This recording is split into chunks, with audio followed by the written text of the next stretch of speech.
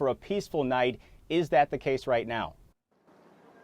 That is the case for everybody, Corey. I can tell you in the last 30 minutes, however, an additional 100 to 200 people have joined this crowd that you see on your screen right now. Organizers were on their bullhorns.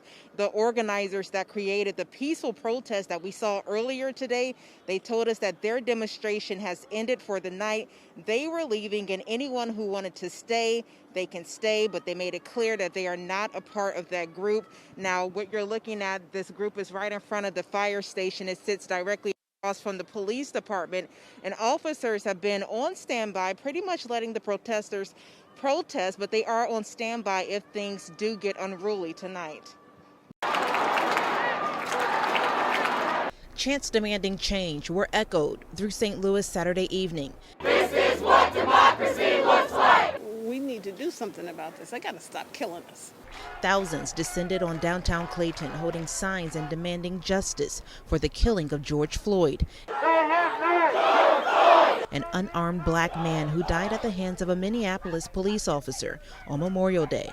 It's not going to change until people are willing to come out here and make it change. Organizers peacefully led a crowd of nearly 2,000 from Clayton to the Del Mar Loop, closing intersections and shutting down Forest Park Parkway. Any moment, I could hear that they killed my son. I have a grandson. I have a grandson. And they are still killing us. This got to stop. Protesters say they're not only protesting for George Floyd, but they're demanding a change regarding injustices towards black people from police. Later in the evening, protesters went to Ferguson, where Mike Brown was killed. In a show of solidarity, the Ferguson police chief and other top brass marched alongside protesters. Every other form of protest, inaction, or other activism has failed up until this point. How many more of us have to die before you have enough information to say that, well, yeah, the justice system is foul?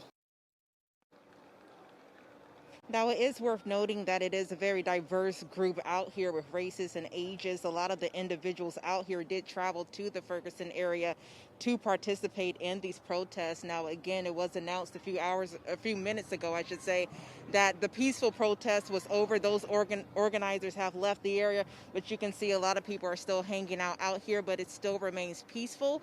And both city leaders and county leaders hope that it stays that way. And we'll bring you updates as we get them here on KMOV News.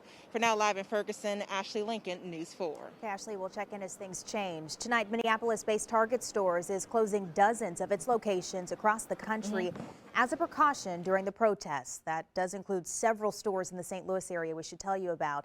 The 4 local stores that will be closed temporarily are Brentwood,